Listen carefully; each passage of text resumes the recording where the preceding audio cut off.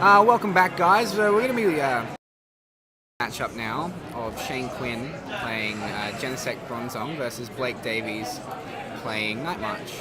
And I'm here joined by my co-host and our wonderful interviewer, Ellis Longhurst. Of course. Such a lovely introduction. Thank you. So we're very close to setup and starting time now. It should only be a couple minutes. So what are you really looking for in this game? Well, it's an interesting game. Well, I just interviewed Blake and he actually said he's never tested against Metal. He's never played against Metal while he's playing Night March. So we'll see how he chooses to approach the matchup. Whereas Shane, on the other hand, I'm pretty sure he just played against Night March all day yesterday. So a bit of a difference in probably how they're going to be approaching it. But it'd be interesting to see. I'm not sure if Shane plays an Aegislash, because that could be a big card. I believe that Shane plays two Aegislash, actually. Which will obviously be big if Blake is just running off DCE and he can't chain his Hex Maniacs. But yeah, I think that's one of the major points in this game. So Blake is playing only one Hex Maniac as opposed to the more standard two now. We are seeing two Hex Maniac in a lot of Night March builds now, but Blake is also playing the Gallade. Yes. And the Maxis Engine, yeah. So Blake really going to be looking for that Maxis as early as he possibly can. It's a very strong attacker against cards like Lugia in Shane's deck, and it will do a lot of damage and will not take up a prize as easily as the 30 HP or the 60 HP on the Joltix. Let's talk about Shane's list for a second. So what text is he playing? Because there is a very standard Genesect Bronzong build, which is essentially just Genesect, a couple of Aegislash, and Bronzong. So he is playing the Bronzong Break as well. We saw it yesterday on stream that Shane managed to use the Bronzong Break against Shannon Khan playing Garbodor, and he was able to take a knockout, I believe, on a Garbodor with the Bronzong Break at some point. He's also playing the Lugia, and Lugia is quite like Bouffalin from Dragon's Exalted, I believe it was now. It's got the hard-bodied ability or something that prevents 20 damage, and it does a Gold Breaker similar attack where we'll do 60 extra damage. We are going to get into the game now. Fantastic. It looks like Blake has mulliganed this first round. Shane will be starting with a basic Pokemon. I'm not quite sure yet who is going to be going first in this series. Yeah, it's interesting. Does Shane play Shamans? How many Shamans does Shane play? I believe that Shane plays 3 Shaman. Shaman obviously is quite a liability as a card, so it'll be interesting to see if he's going to be putting down the Shamans or going to be trying to hold off on that. Blake's general strategy is definitely going to be almost let Shane set up. If he can let Shane set up, Shane will need to be streaming those Shaman EXs. He will be needing them over and over and over again in order to set up those big sky-fielded boards with the Bronzors, with the Genesects, with the Aegislashes. But will Shane be going to try to attack with the Genesect? Maybe not the Genesect, but of course having the option to attach multiple energy to the Aegislash EX in one turn is going to be very powerful. And of course Blake only playing the one Hex Maniac is going to struggle in times to find the KO. Blake looks like he's starting Pumpkaboo here. We didn't see what Shane's basic is going to be. Shane does get the one mulligan. Even more interesting, I believe Aegislash does have that resistance to Psychic. -20? Yes, it does. So, Blake will need one extra Night Marcher in the discard to knock out the Aegislash once he's played the Hex Maniac. And Blake will be going first here. He's going to read the Bronzor. That's not the conventional Bronzor not the classic that is used. Bronzor. No, I do believe that Shane is playing 2 copies of the newer Bronzor and 2 copies of the older one. I'm not too sure on the difference here. I think what everyone likes about the newer Bronzor is the Iron Defense attack. It's always mentioned that if you're in a tight spot, you can always just use Iron Defense and try to get out of it. Absolutely, and Blake is going to get the Hex Maniac, not the Hex Maniac, sorry, the Battle Compressor in his opening hand here. He's going to be looking at those Lampents, really getting them out of the deck as quickly as possible. Of course, immediately the more Lampents are out, the more Pumpkaboos, the more Joltix, the quicker that Blake is going to be able to set up for Night Marches. He's going to need a total of 10 Night Marches a lot of the time in the discard pile if he's going to be one-shotting these Pokemon. He's going to need to stream the Hex Maniacs well, and really he's just looking through his deck to make sure that he's got the cards that he needs to set up very early. Blake is going to get the Ultra Ball. He's got a Shaman in hand. He's going to ditch a DC. That is very, very tumultuous, but of course, with the added addition of Puzzle of Time to these decks, it isn't a big a deal as it used to be.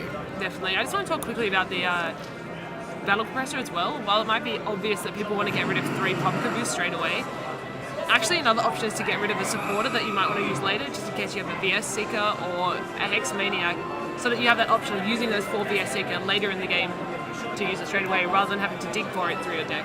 And Blake is going to discard a double colorless and a Shaman here to grab another Shaman. I think that Blake actually started in his opening hand with double colorless energy. Yeah, that's not ideal.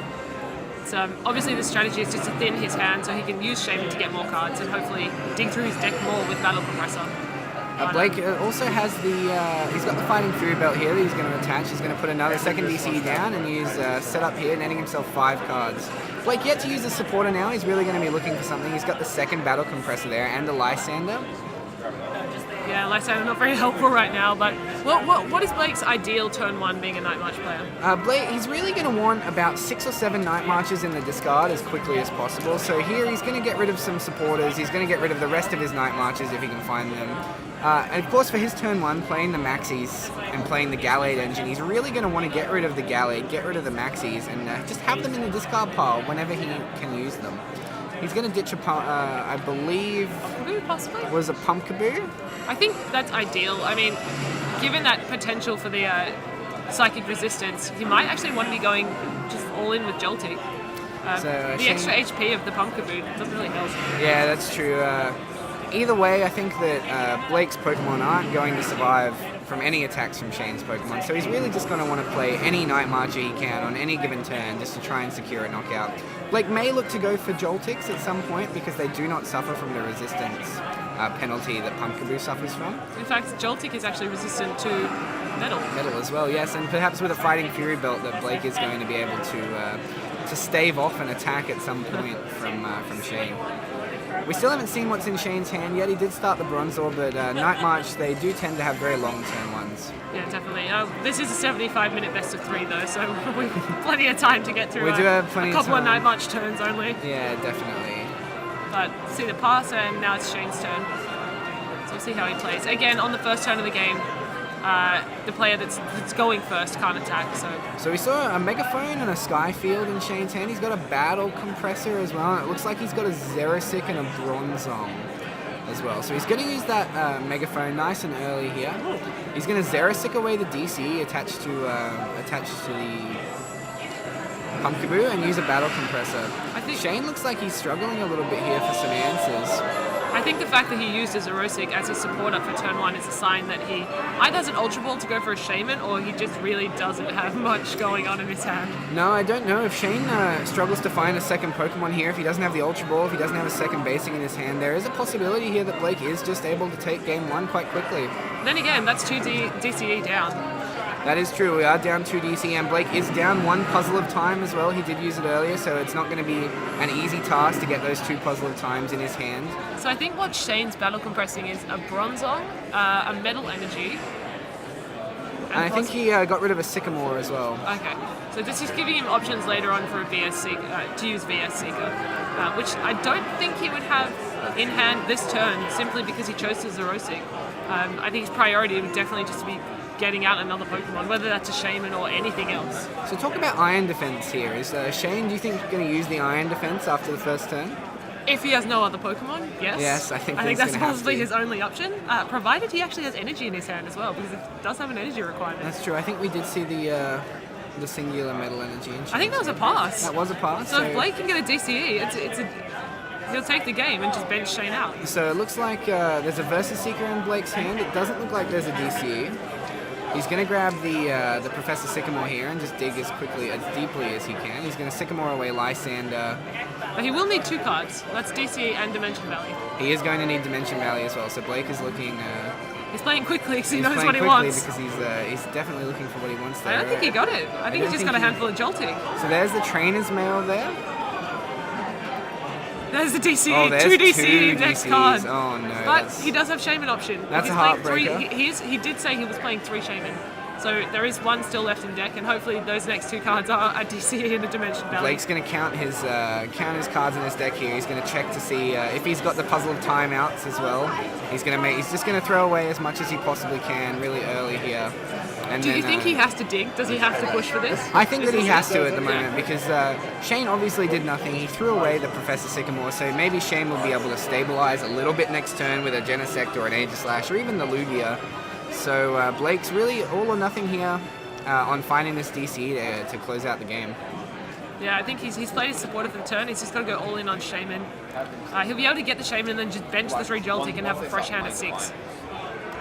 Blake going to be looking through now, grabbing that Shaman EX. Of course, the setup ability is going to allow him to draw probably 4 or 5 cards here. I would think he's really looking for that Dimension Valley. We're not sure how many Dimension Valley Blake does have in the deck, if any are prized. I do believe we saw the other 2 DCs, so all 4 DCs were present in the start of his deck. We've only seen 1 Puzzle of Time. So with these 4 or 5 cards, we could be seeing a very brisk end to our game 1. I think Blake's hand is actually 3 Joltik. So it's a question now, does he bench all 3 and the Shaman, and then hope to get the cards off the 6th draw of 6? I think that he may just go fully in on benching all of his Pokemon here. I don't think there's any reason not to. Even if he does miss the attack here, there is the option that he gets a DC and a Float Stone as well. Exactly. Oh, two Joltik, I apologize. There's the Trainer's Mail could give him Dimension Valley. Did we see a double colorless energy though from he missed Blake it. here? This was a lot of digging and a lot of resources used for Blake here. I think he missed it. Oh, Unknown. He's going to bench an Unknown and use Trainer's Mail if he the missed next the card Unknown. Oh no, it was a Float Stone. If he had used the Unknown, he would have hit a Float Stone, but no double colorless energy. So what does he take of this? I think he has to take the Float Stone. Yeah, because he doesn't have... Well, Blake's really thinking about it here. He's going to take a Sycamore instead. He's going to leave that Pumpkaboo active, and Shane is going to have an option here to respond to this game now.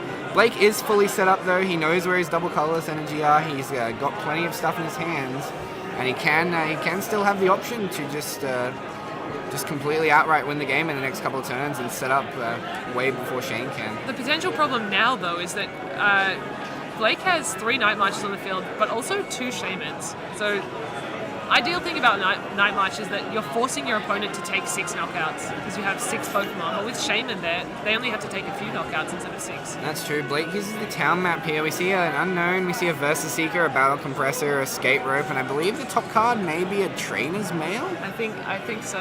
Well, none of those are DCE, so we None know of that there are those 2 DC, DCEs and still none in of the those deck. are Puzzle of Time either, so there are 3 Puzzle of Time left in the deck for Blake. We hear from the side here, a bit further away, we see an exacerbated sigh of relief from Shane here, knowing that he's probably still alive for another turn. But we'll have to see what he can do. Obviously, he can get that Bronze on. He has a Metal Energy in the discard.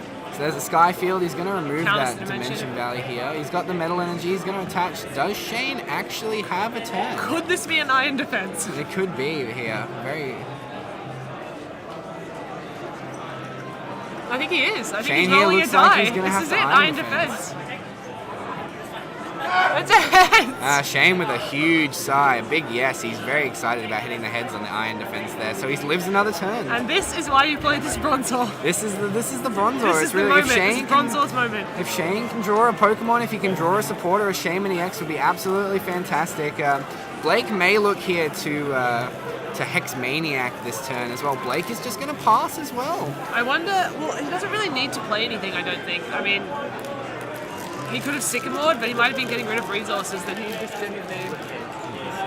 So there looks like there may be a Fighting Fury belt in Shane's hand now. He's contemplating attaching it to the Bronzor currently.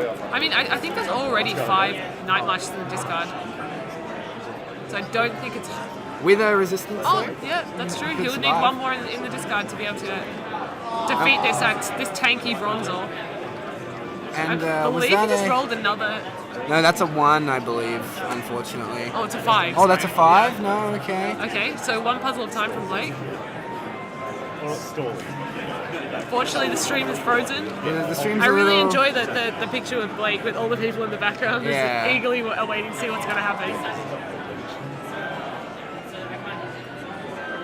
But we'll have to see. I think that is the game, so I'm assuming that Blake won. It looks like, I obviously, think yeah. we can safely assume Yeah, that Blake did it's, grab the DCE there. So Blake Davies goes up 1-0 in this top 4 matchup. So that was a bit of a non-event though, really. That's not how the matchup really is usually going to play out. I mean, usually the metal deck is going to actually set up something.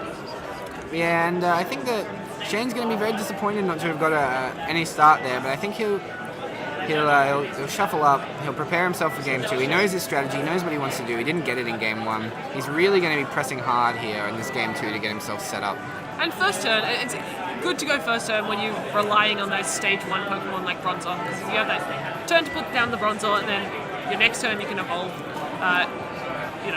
get yourself set up. Yeah, Shane gets the decision here of whether or not he wants to go first or second. And of course, going first is going to allow him a turn to set up before the Night March player even gets to draw a card. There's an option to use Hexmaniac on turn 1. Do we think that Shane will go first? Is Shane playing Hexmania? I don't know, actually. We didn't see it. Ideally, I don't think you want to be, you got to play a Sycamore or something like that to get yourself set up. Not sure if playing Hexmaniac turn 1 would be Shane's priority. So do you think that means that he might decide to go second? I think first is usually statistically the safer option.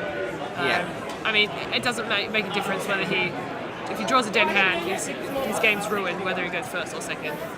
So I think he's got to go first. Blake will have the option to Night March on turn 1 with a good start.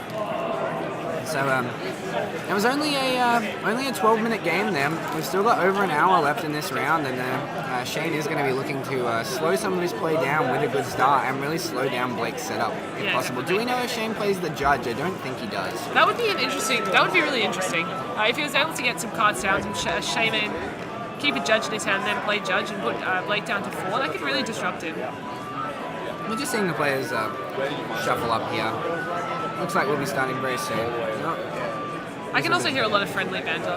The Pokemon community in Australia is very friendly. This community is lovely and friendly, of course. All players in this community know each other. They travel to events together. They stay together a lot of the time. And these two players are really proving themselves to be two of the best performers in Australia this year, and of course for the last couple of years too. Shane especially, I believe he came second at 2013 Nationals? 2014 Nationals? He was 2013. 2013, yeah. Yes. So he's been to Worlds a few times. So both players mulligan here, and we can see that Blake started with double puzzle of time and double Versus Seeker, double Battle Compressor, and a Maxis. Wouldn't have been a bad hand if the Maxis had actually been a Night Marcher. No, absolutely not. And even if one of those puzzles of the time had been a Night Marcher, Blake may have very well been able to get a turn 1 Gallade there. Yeah, 100%. Speaking of, we didn't really touch on it, but Shane, what is his ideal turn 1? Shane's ideal turn 1, he's really going to want to get an Aegislash active as quickly as possible. He can leave Bronzors active if he really chooses, because he is running 4 of them, and it isn't going to be hindrance to him in the later stages of the game, because he's going to have plenty left over. Yeah. But his ideal turn 1, he's really going to want to be searching for that Aegislash. He's going to want to be using the Shamans as quickly as possible. If he plays the Skyfield and he plays down 7 or 8 Pokemon and 2 of them are Shamans in his first couple of turns, Blake is always going to need to counter Stadium. And when that counter Stadium, the Dimension Valley, does come out, we're going to see Shane discarding some Shamans. He's going to get rid of them as quickly as possible. He won't need them. Looks like both players get at least a basic or 2 here. I think I saw 2 Jolting and a Pumpkaboo in Blake's opening hand. Couple that with an Ultra Ball, and he's got an excellent start. I think Shane also is looking to put down multiple Bronzors. Definitely. So we see Shane starts with Genesect EX, and it's against Blake's Jolting. I'm not sure if Genesect EX is your ideal starter. The Genesect's ability, the drive change, is going to be okay though, because he can put a float stone down on it without too much penalty. And it looks like Shane did find the Aegislash here in his opening hand, and he's got the Ultra Ball, which is very strong. He discards a Metal Energy and what I believe is an N. There is a little bit of glare. Sorry guys, we don't see it quite this second. What do you think about N coming back into the format? I think N is an incredibly powerful card. It serves a very important purpose in this format, and it is just that games can swing completely in your favor just in one turn.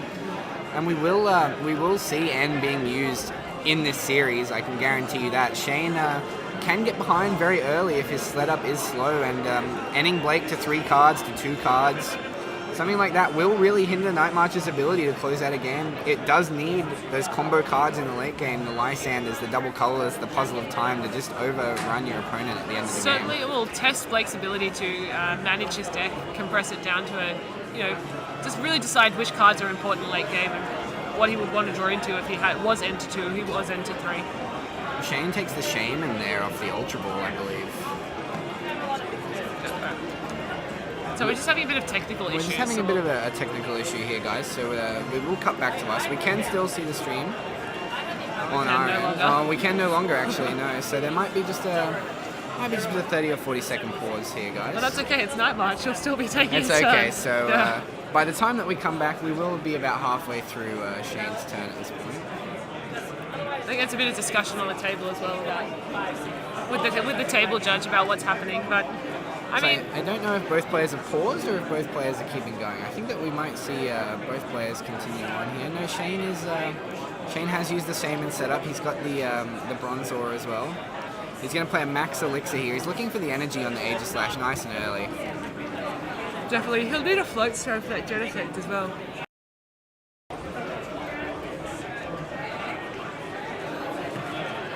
To get it started. And we can't quite see if Shane managed to pick up a Metal Energy there off his Max Elixir. Shane will be playing the 4 Max Elixir in this deck in order to really set up quickly. It's Bronzong is not the main focus of this deck anymore. The deck used to run many more Battle Compressors, and it would ditch the Metal Energy early and then go completely with the idea of Bronzong. But with the inclusion of Max Elixir and Genesect EX being such a powerful attacker on the first turn of the game, you can see a lot of damage being put down. We are back in the game now, guys. Thank you for your patience. Shane does attach a Metal Energy here to Aegislash. He's going to go for a second Max Elixir here. See if he hits it.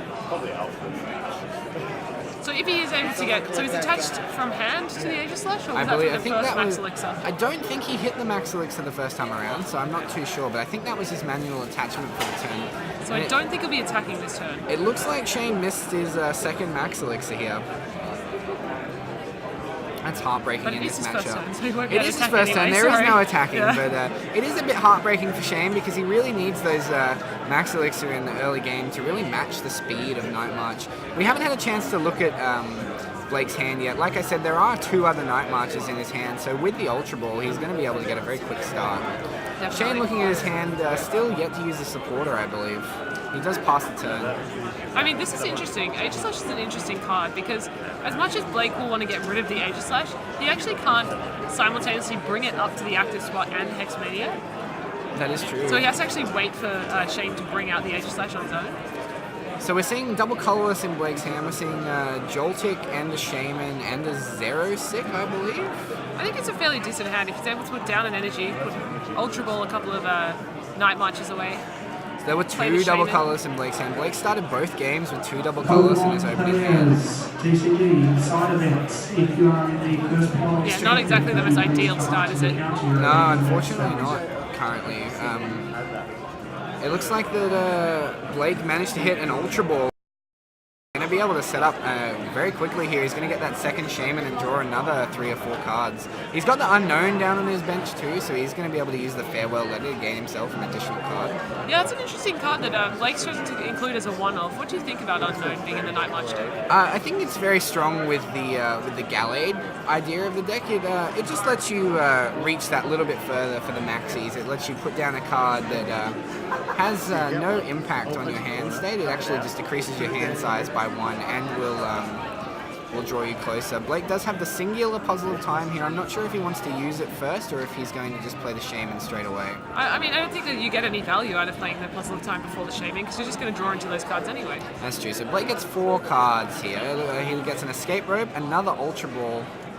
Lysander and a Lysander, I believe. Blake may seek out this third Shaman EX here.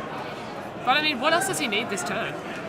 Blake could possibly be looking for the maxis. I think that at the moment, without any battle compressors, he isn't really in a good position to get the turn 1 maxis. So I think that he may end up discarding a double colors here. I think he's deciding what's more important, if it's the Escape Rope or if it's the double colorless. The Escape Rope, of course, is going to be very powerful at removing the Aegislash from the active if it was necessary, but Blake's still thinking about it. He has decided to get rid of the escape rope, and I think last game after discarding the 2 double colorless early, he's probably a bit hesitant to get rid of the that second DCE there. Yeah, definitely.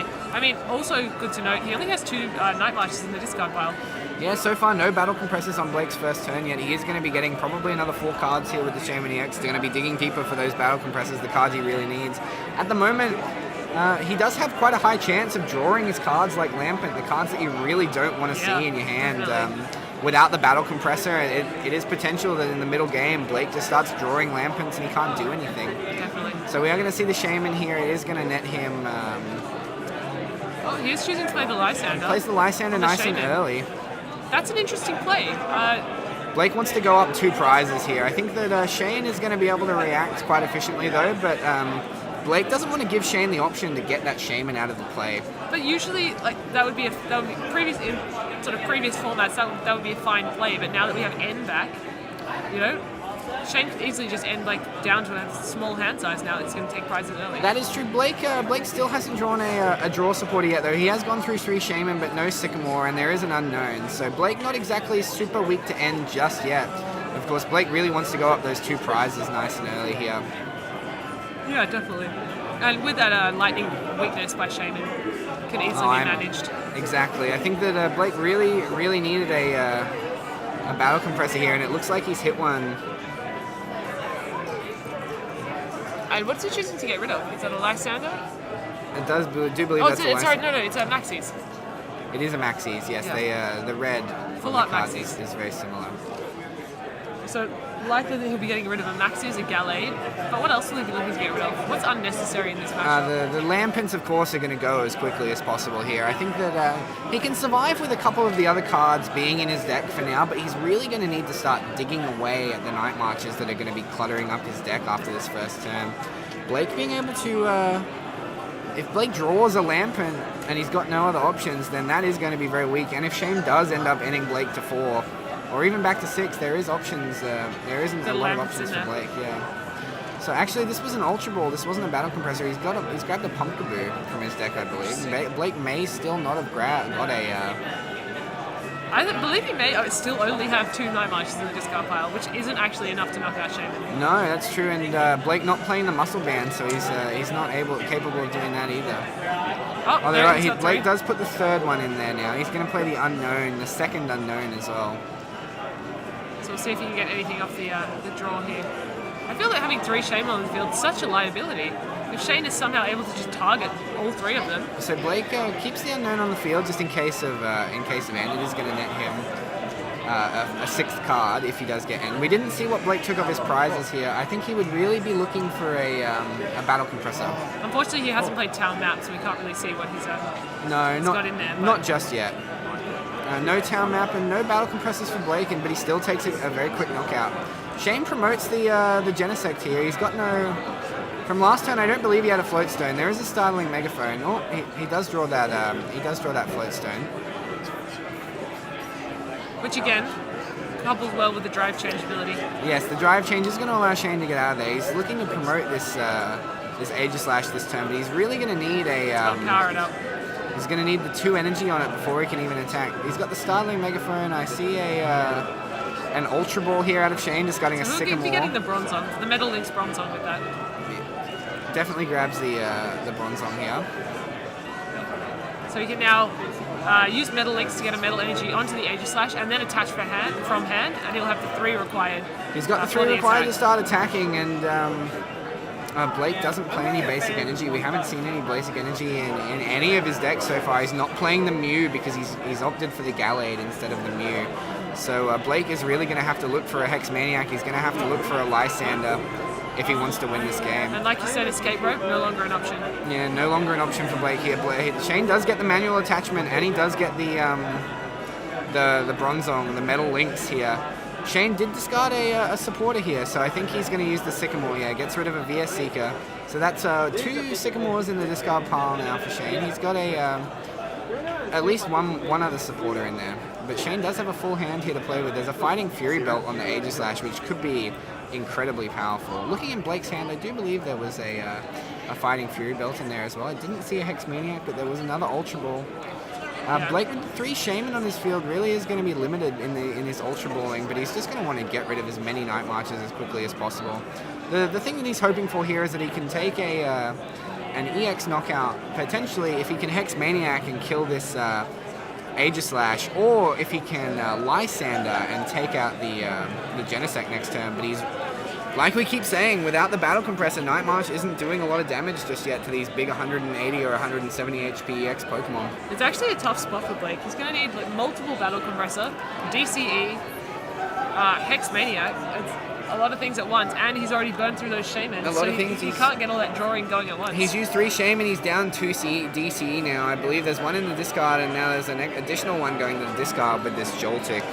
So Blake really thinking about what he wants to promote here. If he has the option for Floatstone, he can really promote anything that he wants. Blake has a quick look through. He's burned through 3 Ultra Ball there. Yeah. There's a 1 Puzzle of Time. There's a Lysander.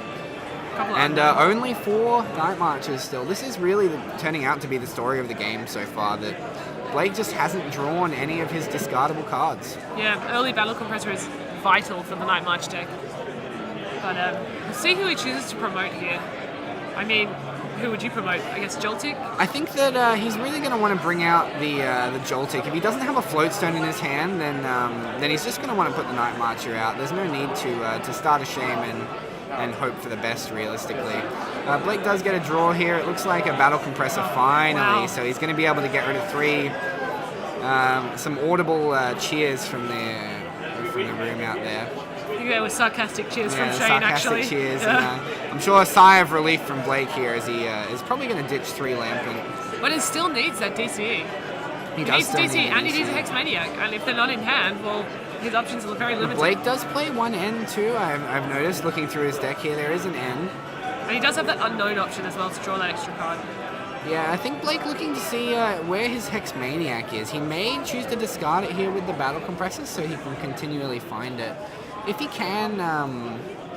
can put the Hex Maniac in a discard, it will be versus seekerable in the later stages of the game.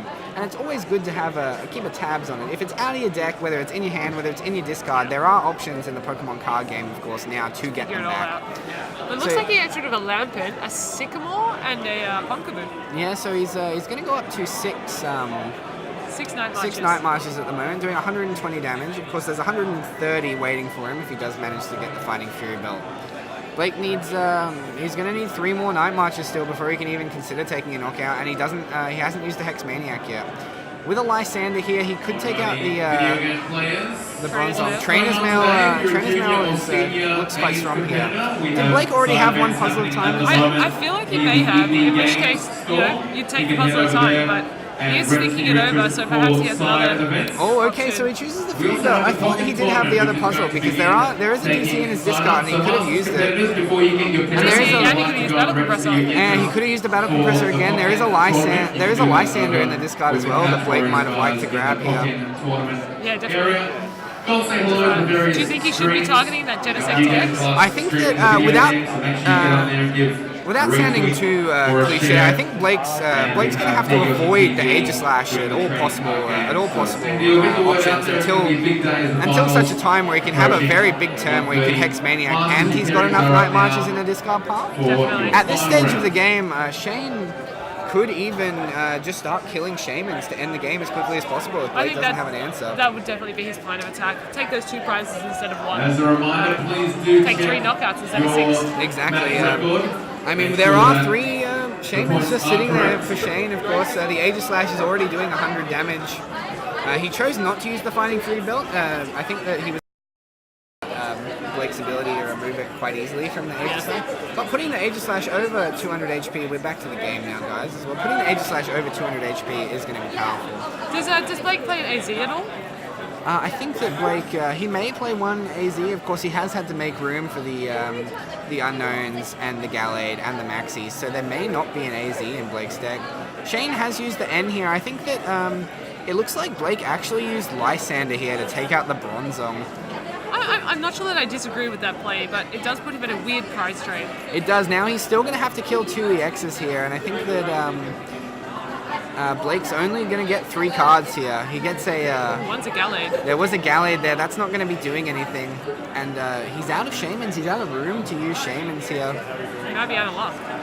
Pokemon players, we have the results unfortunately, in the juniors TCG division. Guys, we do have a final here. National champion Lewis Stevens for the juniors has just won the national championships for the junior division here in Australia. Congratulations, Lewis. And the runner-up, Isaac. Well done, guys. Congratulations to both players here, guys. Well done. Yeah, it's certainly an achievement. Long day of Pokemon yesterday. After a long day, especially for the young kids. Stressful top cut this morning. And a very... And yeah, Lewis, who just won the national championships, actually made top 32 at Worlds last year. So hopefully he can follow that up with a fantastic achievement this from year. Lewis. Yeah, well done. So hopefully, I think with those 500 points, Lewis may in fact have his APAC for the junior region. He definitely will.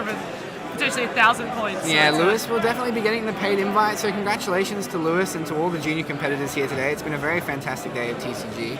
Yeah, we don't have a result from the other top 4 game for you yet, guys, but Blake does hit a Trainer's Mail. There's a DC. There's an Ultra Ball. What's he gonna take? It looks like Shane did kill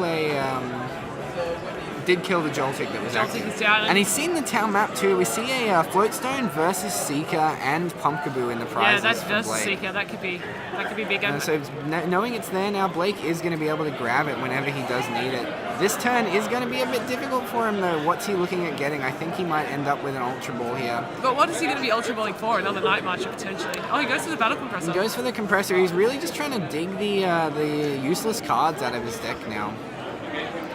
Blake looks through. I think he's only got 1 DC left. That looks like a Dimension Valley. Dimension Two Valley Dimension 1, Valleys. Dimension Valley number 2, and Pumpkaboo. Well, that's an interesting choice because he obviously needs Dimension Valley to be able to attack with Pumpkaboo, unless he has one in hand. I mean, I think that Blake really doesn't want to draw them here. Maybe he's got a supporter in hand. I think that playing his hand down here, he's already out of Joltix as well, I think. I mean, that only makes sense though if he has a Dimension Valley in hand. Because he can't attack with Pumpkaboo unless he can get a Dimension Valley down. Yeah, we're not quite sure what Blake... He does play the Joltik, so he is going to be able to use the Joltik if necessary. He's counting his Night Marches here just to check. I think that is 8 currently, so he's doing 160 base damage at the moment with Night March. 140 if he's attacking with Pumpkaboo. 140 for Pumpkaboo on any of these metal I think that's a EXs. pass though. Is Shane's turn, and Shane is going to look through. I think he might take a Lysander here, and he's going to bring out the... He's going to select which Shaman he wants to... choose one of the Shamans. Yeah, I don't think it's looking good for Blake at this point. No, Blake really did slow down in his setup after missing those battle compressors in the early turn. And that is really, that's all that Blake needs. And in knowing that, only getting one of them in the first 3 turns of the game really does slow him down. He did take 3 prizes though, he got a quick Shaman. But all he really needs, all Blake really needs to do now is get DCE, X-Maniac. And another one or two more Night Marches in the discard pile. It sounds easy, right? And it does sound easy. Shane does have 1 energy on a bench, Genesect currently. Shane is down to 2 prizes, Blake down to 3. If Blake could find an N here, he could disrupt Shane. Shane does look like he's got a big hand, 3, 6, 8 cards maybe in Shane's hand now. And with two Shamans still sitting on the bench, they are targeted very just quickly. Just a Lysander away from ending the game. Alright, finally, so Isaac. So who is to see? Has Blake just passed again? I'm not sure. It looks like So you get 1 Jigs booster box. it looks like it's Shane's go. He's used a battle compressor here. He's going to discard a. Unfortunately, we can't see what that is. I believe it's an AZ. Looks like he's getting rid of an AZ. He's getting rid of The newest Bronzong. the newer Bronzong, And a Bronzong and a break. Bronzong break. So cards that Shane really won't need in this format. Yeah, given his certain lack of Bronzors. Blake going to read the Bronzong break here. Read its attack. Its attack does bonus damage to anywhere on the field for each metal energy you discard off of it. Yeah, it's an interesting card. I'm not 100% sure what matchups it would be best for, but certainly not helpful in this situation. He does use the Hex Maniac here, Shane. That is very, very Interesting. dangerous. We do know that he plays the Hexmaniac.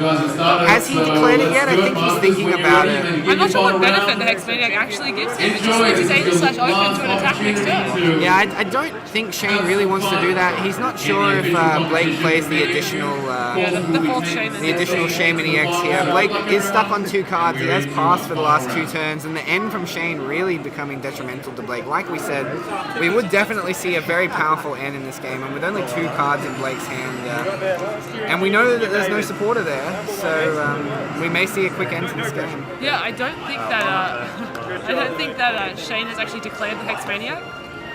No, I don't think so. I think he was thinking about it. He's picked it back up. He's looking at his hand now. He's got quite a few cards in hand. I think there's a Versus Seeker there for Shane. He has the option to... Has he played a supporter this time? He must have. I think he's gone Because down to 1 otherwise, we have prize. Seeker Lysander of the Yeah, game, so right? if he must have played one. Blake's going to look at his top card. It's a Versus Seeker, so interesting. Blake does have the option of... See, yeah, unfortunately he needs to draw cards, but he also needs to play that, that Blake Hexmaniac. he's unfortunately out the escape rope too, so he's going to... Okay, I think Blake's just I do scooped the believe game. Blake Yeah. concedes game 2 here, so we will be going to a 3rd game, and there's just under 40 minutes left of this last game, so That's we'll be definitely getting enough time. we'll be getting a full series of games. So Shane ties it up 1-1, exactly in the sort of fashion we said. He found the Aegis Slash nice and early. Blake did manage to get 3 prizes before Shane could take one, but the end down to 3. And with very few resources left in Blake's deck, he was unable to really capitalize. He still had battle compressors left in the deck. 3 all. With 3 battle compressors left in the deck when Blake was end to 3, there's chances that you're just going to draw cards that you could have got rid of. Yeah, definitely. So, really, I think Blake needs to get those compressors out early. He needs to, but all he can really do is just hope to have them in his hand or dig for them with Shaman. On the other hand, Shane needs to do the same thing he just did, which is Aegis Slash early, and I guess try to disrupt Blake as much as possible. Yeah, the number one thing here is going to be if Blake can set up with his battle compressors. It's key to the Night March strategy. It has been since the deck became available. Those 4 battle compressors are going to be really, really influential in this matchup. Blake getting 1 or 2 of them in the early game, of course, is going to be very beneficial. That's going to really put your damage at a very, very quick 100 or 120. And it lets you take stock of your deck as well. Blake got a lot of options in that game to see what was left in the deck, but unfortunately none of them were through Battle Compressor. Exactly. So even though he was seeing what was in his deck, he was seeing cards he had no use for in the later stages of the game. So what do you think? Blake starting first? Electing to go first? It's going to be very interesting here. Blake may think that he can start and get an attack and choose to go second. But I think after seeing his success in game 1 by going first, Blake will just choose to go first. Night March players always, there's always a hot debate between Night March players, whether or not they want to go first and they want to set up, or they want to see what their opponent does, go second and play reactively. So it's all about playing retroactively, it's all about playing reactively, and some Night March players choose to play it very different. In game 1 we saw Blake playing very retroactively because Shane wasn't doing anything. Yes. He was the one making the plays. Unfortunately, game 2, Shane was the one making the plays, so he had to react, and unfortunately Blake ran out of resources and couldn't react in time. So we haven't actually seen Blake use Gallade yet. And do you think it's even a good card in this matchup? Particularly since Blake doesn't play Muscle Band, so Gallade may be struggling to hit the high numbers that it needs to knock out the EXs. I think that Blake would have been able to do some good things with a Gallade in the last game. He would have had draw power. He would have been able to premonition himself up to 5 cards after he was end down to 2 or 3. I think that Blake's choice not to prioritize it is more personal preference. I think that he feels like if he can just kill Shamans, if he can kill a Genesect or 2, then he's just, that's the way he wants to play win. around the edges. If he can get the, if he sees a turn where he thinks he can get it, however, then there's going to be a situation where he just goes for it, because it does make him very immune to end in the later stages of the game. Something that Blake will now be, unfortunately, bitterly aware of. That he was very unfortunate. I think Blake may be going first. And he has a lot of options in his hand. There's at least an Ultra Ball, VS Seekers, a couple of Night Marches. I think there's a Zerosic, which he can certainly dump in the discard pile if he has to decide for his Ultra Ball. But Certainly he'll be using that to get a Shaman, get a bit more setting up. So yeah, it is the Ultra Ball. He gets rid of a Pumpkaboo and a Genesect here. He was thinking about the unknown, but of course he's going to look through the deck and he's going to probably grab a Shaman, I imagine. Oh yeah, certainly. Shaman's just become a card that's pretty much defined the format. We saw, Absolutely. last year at Nationals it was the Toad Shaman deck that just ran riot. I believe the final was just a Toad Shaman mirror match. It was, yes. Thrilling as it was. Yeah, and that was the first Nationals that I've missed, so I don't really feel bad about missing the Toad Shaman mirror matches. Of all the Nationals, I think that was the one to miss. Yeah, absolutely, and I think this is really going to set us up for a very intense finals. We don't have an update from the other top 4 game. The other top 4 game is Jordan Palmer, the 3-time regional championship winner here in Australia, and a second place Nationals competitor twice now, Jordan Palmer as well. And Michael Kahn, of course, he's top 8'd and top 4'd Nationals at least 3 times now, both in the seniors and masters division. I think he might have also done that in New Zealand. He's also he's also placed very well in New Zealand. I believe he top 8 in New Zealand Nationals last year. Yeah. So he's certainly 2 very accomplished players. 2 of Australia's most premier players are in the other top 4 games, so it's going to be very exciting to see one of them in the finals very soon. And it may also mean we may have a Night March mirror. It very well could. Depending on the results, we may see a Night March mirror match in the finals. Ellis, you were telling me off stream just before we started your prediction for the final round matchup. What was your prediction for the final round matchup? I predicted that it would be Jordan Palmer versus Michael Kahn, so I was one round away from being correct. 1 round away from being right here. Blake he did get a battle compressor. He's got rid of a Gallade. I probably got rid of some Lampins as well. And he's played an N. So Blake is going to reset his hand. He's got the unknown on the bench. He's got a Pumpkaboo. He's got a Joltik. He's looking relatively well set up currently, which is good. Which is good for Blake. Blake has disrupted Shane's hand as well. Although an N on the first turn, not usually disruptive. However, if your opponent is sitting there, they've looked at their hand for the last 3 minutes while you're having your turn, they know what they want to do, and now they have to think, they've got to react a bit quicker now to their plays. They don't have enough time, a lot of time to think about it, while Blake still gets a chance to play, to react. So Blake's doesn't really need to do too much else here other than keep getting Night March to the discard. It's not necessary for him to play Dimension Valley. It's not necessary for him to play a DCE. He can just sit on those and play them later. But getting those Night Marches into the discard pile is just essential. It's absolutely essential. We did see an Ultra Ball. He's got the second Gallade in his hand here too, so I think he's definitely going to get rid of it here. He gets rid of a Maxis and a Gallade. So now there's two Gallade in the discard pile. There is the Maxis. He's going to get a second unknown here. Blake really looking to dig through his deck to find some options here. I think that this game Blake put a lot of I think he, through no fault of his own, put a lot of accidental onus on his Punkaboos in the last game, realizing a little bit too late that he had no use for them because they weren't going to be taking one-shots. Yeah. Blake's going to be looking for Joltics here over and over again. He does get another Battle Compressor. And there's the a DC. Of course, this is still the first turn of our game 3 here, guys. If you're tuning in for the first time today, we are streaming on Dayoshi TV's Twitch channel. So a big thank you here to Brad, to Dayoshi, for letting us stream and giving us the option. Of course, thank you to the event staff as well. It's been an absolutely wonderful event. Yeah, definitely. Had so much fun. We had 160 Masters, which is the most we've ever had at a Nationals in Australia. It's just been increasing every year, and I think it's just great. But we're down to the last 4. Well, we are. We're down to the final 4 now, and these are almost the final 4. Looking at the tournament that you could expect to be very, very, very, very at the top of the standings at the end of the day. And of course, these are 4 of Australia's top players from this year. Definitely. I think Blake especially he didn't surprise people. I think people knew that he was going to take it very seriously this year, and he did, and he's done well. Yeah, but he's done very well. He's secured his World Championship invite already, and he's going to be on a minimum of about 500 championship points even after this game now. So really pushing towards those higher standings. As he was telling me earlier, he's now got an American invite. He does. He does American invite now. Which is the standard. But he's totally set up on this turn, I believe. A lot of options available. This is certainly ideal turn 1. So Blake's hit his absolute ideal. He hit double, maybe even triple Battle Compressor now, which is absolutely perfect for him. He's going to be completely set up. He's going to find any Night Marcher he wants to attack with.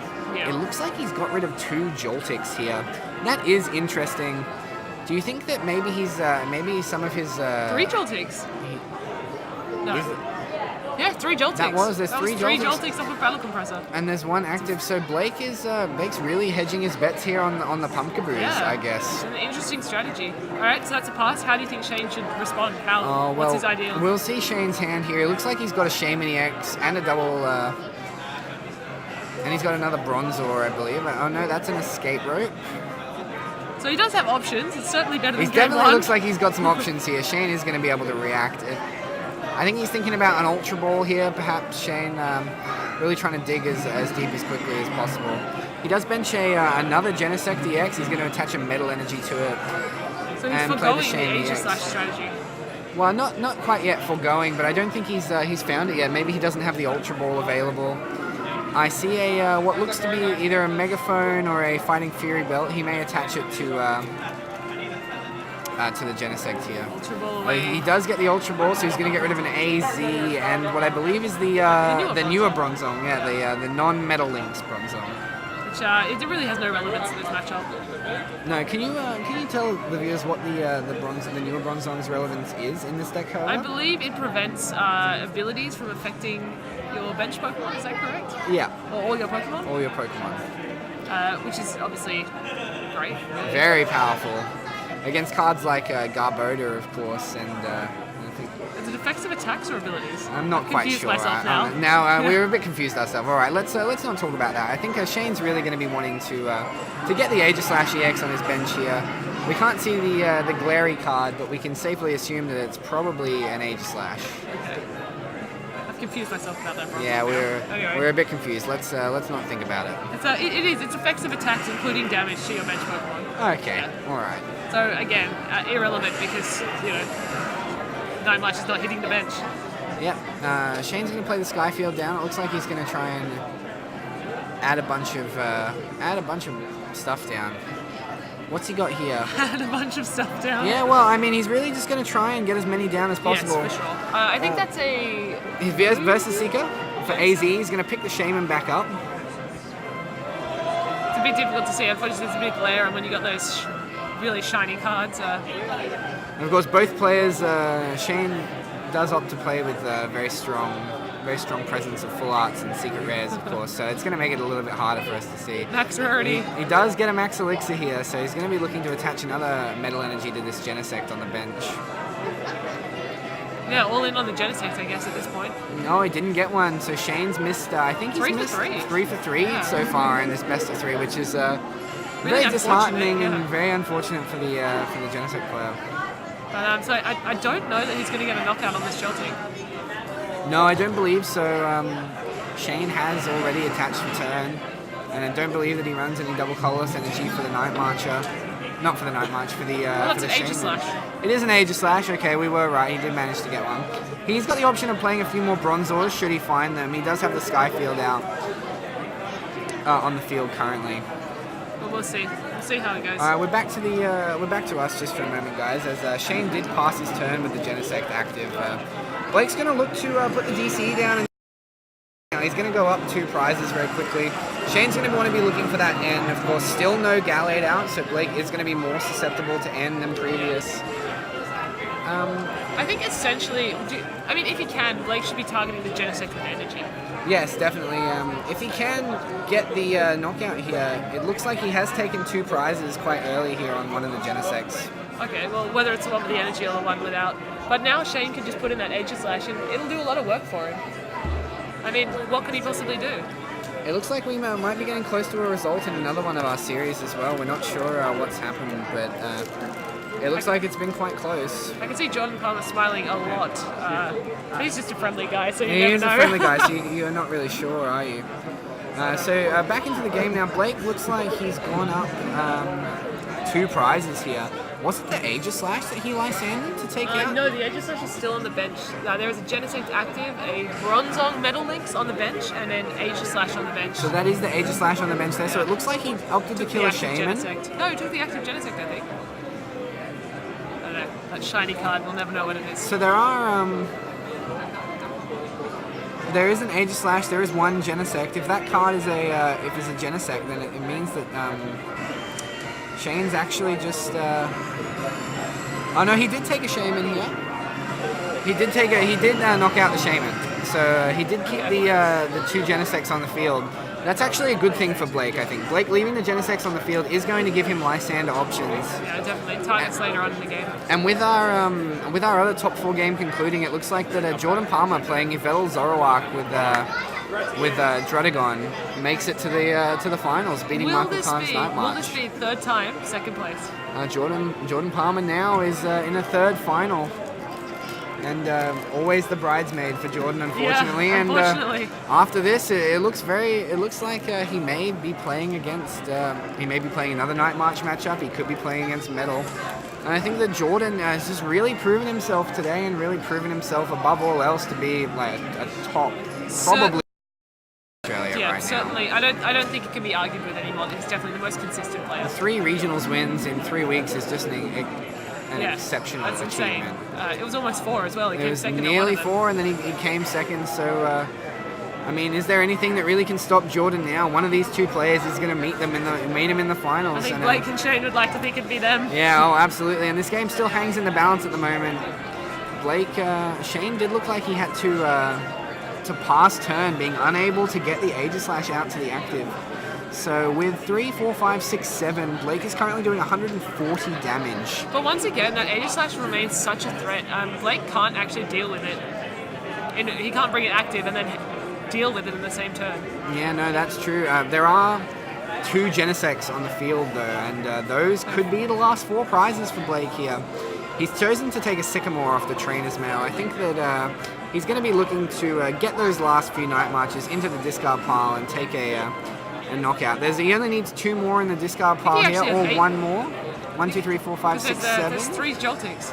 So there's 3 Joltics. There looks 2 Pumpkaboos and 3 Lampins. Is there 3 Lampin or 2? I think 3. I think there might be 8. Oh, we'll see. We'll see soon enough. Okay, so he uses the singular puzzle of time here. So if there are 8, he's only going to need a fighting through belt to do 170 damage. Exactly. But Genesect has 180. Genesect does have 180. Okay. And his resistance is psychic. Forgive me. Sorry. So Forgiven. with this, thank you very much. No worries. So he's looking for probably 1 more Night Marcher now to secure this knockout. He's yet to use a supporter for the turn. He is going to Ultra Ball. He's gotten rid of what I believe is a Hex Maniac. And what's he looking for now? I mean, he's just going to get a Shaman attack. Do you think that's right? He can He's get the eyeing Shaman off the here. Shaman. There's a lot left in Blake's deck. He's still got, I think, 3 Versus Seekers. He might be looking for the Lysander in order to take some early knockouts here. The Genesect in the active does have 1 Metal Energy on it, though. So that would be the priority target here for Blake. 100%. He just needs 1 more Night Marcher in the discard pile. Blake discarding this, I do believe he's discarded a Pumpkaboo as well. I can't tell if that's a Pumpkaboo or an unknown there that he's discarded, but if it is a Pumpkaboo or a Lampin, he will have enough damage to secure a knockout here. It is a Pumpkaboo, okay, so Blake will have, I believe, 180 damage for this turn. And discarding the Hex Maniac, again, another good thing. There's 1 Lysander in the discard, now the Hex Maniac's in the discard pile. And Blake is going to get he's going to put a Fighting Fury Belt down onto the Pumpkaboo. I think he's still, there's only 8 there. He does actually need 1 more. That's an unknown on the top of the discard pile. There's an unknown, okay. Oh, who knows? It could be 9. We're not too sure. We can't quite see all of Blake's discard pile at the moment. We think there might be 8. He's going to use the Dimension Valley. That's very strong. Shane has very limited options now, I think. Oh, I think he just drew the Hex Maniac, did he? I think he drew the Hex Maniac. He's also drawn the Versus Seeker here. So Blake can choose to hold on to the Versus Seeker. He can choose to attack and knock out this Genesect if it does enough damage. I believe Blake goes for the Versus Seeker. He's looking for a Zero-Sick. Oh, and good play. Get rid of the Fighting Fury Belt. He's really trying to get rid of the threat that is this Aegislash. He's setting himself up for a win next turn. Shane, to counter it, he really is going to need a Stadium. Or an N. An N or a Stadium, or both. Here, Shane does have 2 energy on this Aegislash, so it is going to be able to attack next turn. Blake in a very commanding spot here. Only needs 2 prizes left. He's got a huge hand.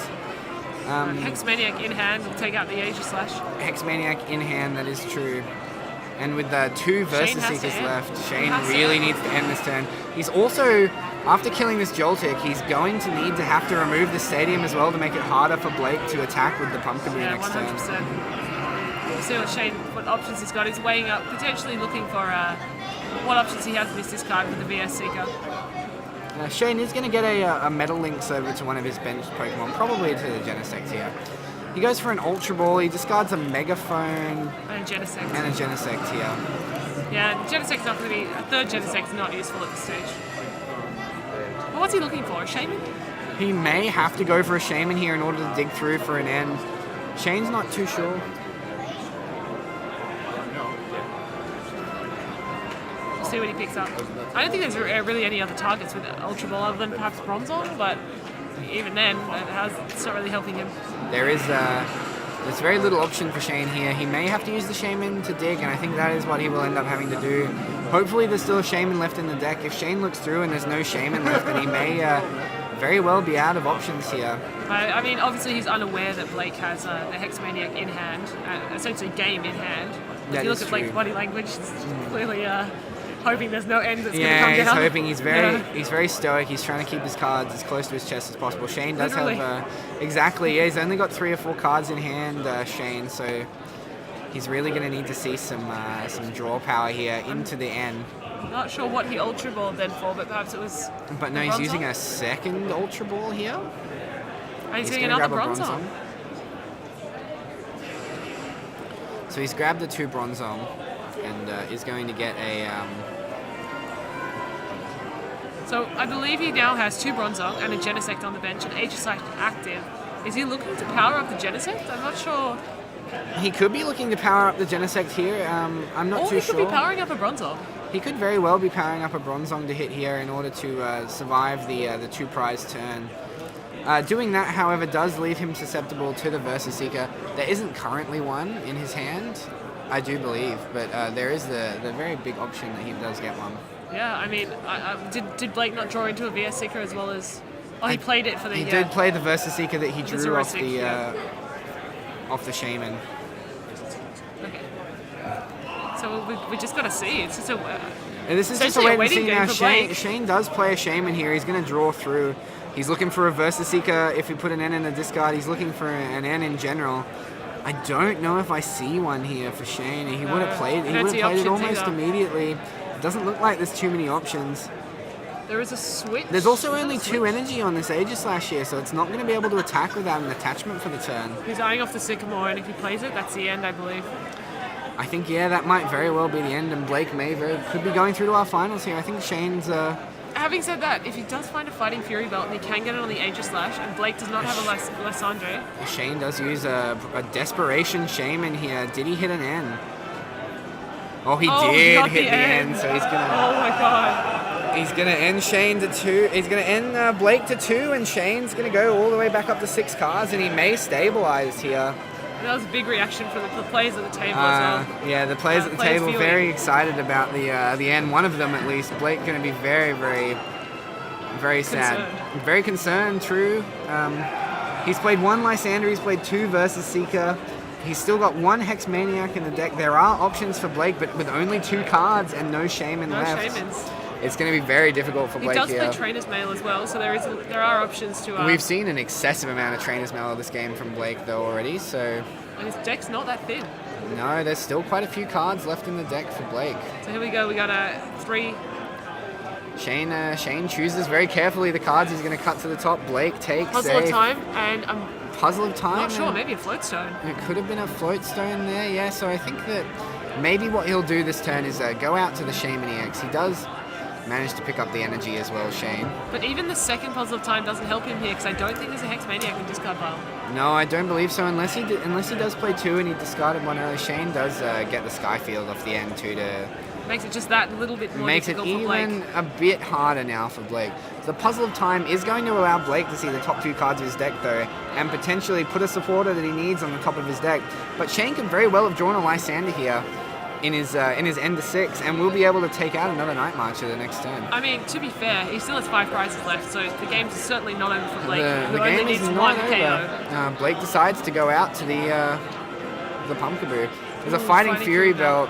Oh, town map was the There's a second town map. card. Blake's going to see that there is a Lampin and maybe a float stone. Yeah. This is not looking good for Blake. So Blake is going to have has to play the puzzle of time, right? time here to find make out sure what's his at the next top of turn. his deck. So Shane, there are 1, 2, 3, 4, 5, 6, 7, 8, 9. This is the 10th. There's only one more Night Marcher in Blake's deck. One more other than Lampin? One more other than the Lampin, Okay. yes. So there's 3 Lampin in the discard pile. There's 1 in the... You know what? I actually think that's all of them. There are 4 Joltics there. That is the 4th Pumpkaboo. This is the last Lampin. Oh no, so he's had to retreat here. And Shane's pointing that out as well, I think. That's it. Oh, Shane hits the Lysander, and it looks like he's going to be able to take it here. So with another incredible end to just 2 cards, Shane has really turned around this series in the last 2 games. The power of N. It's essentially a bullet from Mario Kart. You It come is, from last to first. Really, N has really swung this series, and Shane played incredibly well to get to this point as well. Blake too, he's going to promote the Shaman with the Fighting Fury Belt, the one that's going to die the slowest. Blake is going to be looking for options. Don't believe he's playing Buddy Buddy Rescue. No way to get back card. No way to get Super back Rod Night perhaps? Marches. He could be playing a Super Rod, but once again, he's used a lot of resources Yeah. and a lot of space in the deck for the Maxis and the Gallade and the Unknown. So that is actually an option, Gallade. It could very well If you be can an option. potentially here. get Gallade out, that's at least an attacker. Blake, I do believe he used an Ultra Ball here. So that triple Joltik discard. Unfortunately, has come back to bite him a little bit, I think. Let's see what his options are. I mean, does he even want to Sky Return? I don't believe so. No, because this Shaman with the Fighting Fury Belt on it is going to survive an attack from the Aegislash currently. With 150 HP, he would need 5 energy and a Fighting Fury Belt, I believe, to knock this out. Yeah, close. So we're gonna see. He uses the Puzzle of Time to look at the top 3. There's another Puzzle of Time. There's a Sycamore and a and Hexmaniac.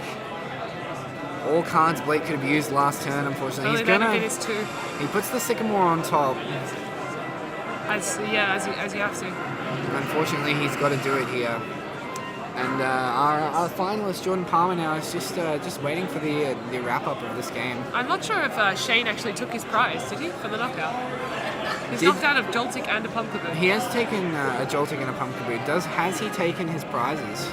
Oh, there are 4 there. Sorry, There are the 4? sleeves make it look a bit. The sleeves do make it look like there are 6 left, don't they, or 5? Yeah, there are definitely just 4. All right, that's okay. God, Blake was so close. I mean, he's not out of it completely, but he was in such a dominant position. He was in such a dominant position, only 2 prizes left. Shane managed to dig with 2 Shaman EX in the same turn and managed to get the end right at the last second to save this game for himself. Do we know how many Puzzle of Time Blake's gone through? I believe it's at least 2. Blake, I think, has played 2, and there is one. He knows there's one left in the deck, and has he end again here? Yeah, I believe Shane is end. I mean, Blake did just manipulate his top deck so he would get something he wanted, so this is potentially a chance for Shane to disrupt that. Of course, Blake is he doesn't have many cards left, so there is a chance that he will be able to get that Sycamore that's in the bottom sort of 10 or 12 cards of his deck here now off the end.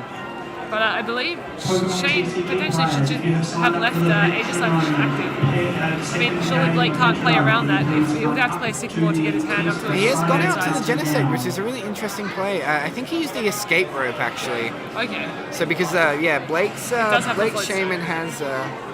so we see a Fighting Fury Belt and a DCE here. Both cards that would have been helpful. Both cards that would have been absolutely key to this matchup. Unfortunately, Blake did choose a Battle Compressor to discard 3 Joltik at one stage that may have ended up costing him this game. It's not over yet by any means. No, certainly not. This is a good play. He's going to Metal Links to get that extra energy onto the Aegislash. He's got enough energy on the Aegislash now to kill the Fighting Fury Belted Shaman and just any Shaman from now until the end of the game, basically. Shane is going to go down to only 2 prizes, and so is Blake. Blake's only probably got 1 turn left to come up with an answer. Now, what does Blake actually promote here? I would actually promote the non-Fighting Fury Belted Shaman. So he needs so to... he can attach the Floatstone and retreat it just in case he does get We've seen one... There's 1 Floatstone in the prizes, and we've seen 1 go to the discard pile already. Does Blake play a 3rd Floatstone? Regardless, he's promoted the one with the Fighting Fury Belt. He's promoted the Fury Belt. He's got to... He's decided that he's going to Sycamore here. He's just trying to draw on the Sycamore. There's the puzzle. Is it just the one puzzle? It looked like only one puzzle of time here for Blake, and Trainer's Mail will get the last puzzle of time. But I think that's too little too It's late. too You should little not too have late. promoted the Shaman with the Fighting Fury belt. Yeah, no. He actually has an option right now to win the game if he could didn't have. But did he have a float stone? That was the thing. Was there a float stone in his hand? Well, he has Puzzle of Time. He did have the puzzle of time, you're right, and Blake's promoted the wrong one, and I think that probably means that this game may be over. He could have used a... Because he can now have Joltik, Energy, Hexmaniac, which he has in hand. Oh, he did use the Sycamore, unfortunately. Oh, though, it's so- true, yes. Yeah, I think he might be all out of options. This Yeah. was a desperation attempt from Blake, and he will come so close here, it looks like. Even an escape rope doesn't help because Shane has a one price. Not attack, just a one Could price. could he take 2 Night Marches here? He will. If he takes the 2 Night Marches, they come back up. He has the option of using a Lysander the next turn to kill a Shaman and just promoting a Joltik to die. But if Shane does have another Lysander, Yeah, this is his the last game chance will if he be has one, over. yeah. Unfortunately, So it looks like There is our some stream clapping. is cut off a little bit. So I believe Shane just took the win, actually. either way, I think that Shane did hit the Lysander there for the game. So congratulations to Shane So- Quinn for winning a 2-1 semi-final here.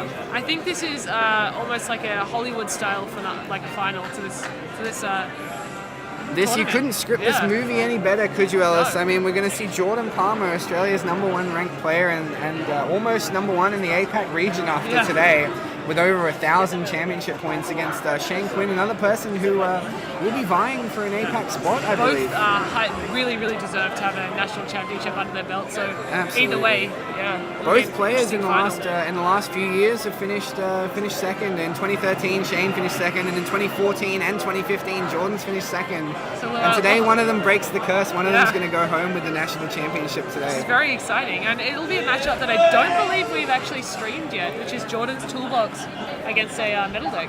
Yeah, we will be seeing a dark toolboxy sort of deck. He's playing multiple Yveltal EX, he's playing multiple Baby Yveltal, he's playing at least 3 Zoroark, he's playing the Drudagon as well Yeah. for some revenge damage. Yeah, and he does also have a totem.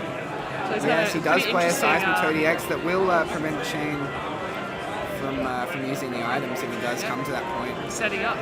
All right, well, we'll potentially be back in a moment. Alright guys, we will take a quick break here, and when we come back we'll hopefully have an interview with Shane Quinn before he heads into the final round. Yeah, definitely. I mean, we'll have to go and catch him, though. I think he'll be celebrating with people for He'll be rushing around Few real moments quick, there, trying to get his yeah. high fives and his handshakes in before he starts the final. But these two players going into the final, Ellis, what is your prediction? What is my prediction? Oh, We're going to be this is a seeing really tough match. Genesect Bronzong versus Yveltal here. Unfortunately, I'm not so overly familiar with all of the techs that Jordan has, so I'm not sure what I just know that he has a lot of options. I'm sure he has something to counter the metal deck. In the interview that he had with me, he did say that 2 big decks that he was thinking about coming into this tournament were Metal and Dark Ray Giratina. So I'm sure he's very prepared for the Metal matchup, so I might have to actually go with Jordan.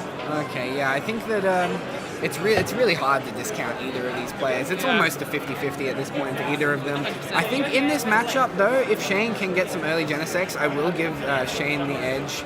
Jordan, however, with the ability to use Evil Ball with a Yveltal, and if Shane is putting multiple energy onto Genesects, there is a chance for a big swing in the middle of the game where Shane could lose 3 or 4 energy all in one turn. Yeah, then he's got to be really careful with where he places his energy, when and where.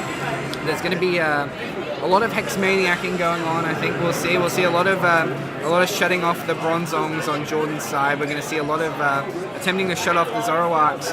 The big thing here is that Shane needs to play Skyfield in this matchup, and of course the Zoroark is going to make it really difficult with the ability to do 220 damage, 240 damage almost with the Zoroark if Shane does fill up his bench. It'll be interesting also to see if Jordan plays his Fright Knight Yveltal, because that could definitely come into play just with its spreading of damage, and whether then Shane is going to use that Bronzong to prevent that. We have seen the Fright Knight in Jordan's deck previously, so it's going to be It's going to be a very interesting final. I will give the edge to Shane, 51-49. I think you're giving the edge to Jordan, 51-49. So I mean, it's really too close to call, guys. I hope you'll stick with us for the final. It should be coming up soon. Yeah, maybe. And hopefully an interview with Shane too before we get into the final. No, perhaps. I don't think we have time. We're jumping No straight time. to. We actually will be jumping straight into the finals, guys, and it will be a tri-cast here. So we will be getting will be rejoining us. Paul Cutler back in to join us, of course, guys. If you're joining us for the first time, welcome. My name is Bodhi Cutler, and this is Ellis Longhurst here. We've been commentating for the last 2 days. Ellis a little bit longer than I have, of course, but I've joined at the last minute and kind of crashed the party here. After your reasonable success during Swiss. Reasonable success was not a word I would use to describe. Oh, it's not, okay. I mean, I was quite lucky to get 3 wins. In fact, I was very happy to see myself with 3 wins. And I got to play on stream yesterday, which was fantastic. Did you have fun commentating my game? Well, it was Fun, is it? head against a brick wall, which is just 2 decks that kind of, weren't really compatible. Not high amounts of damage. Did you like but the it was, the I thought donking some of game them. too? Yes, I did. So that was really good.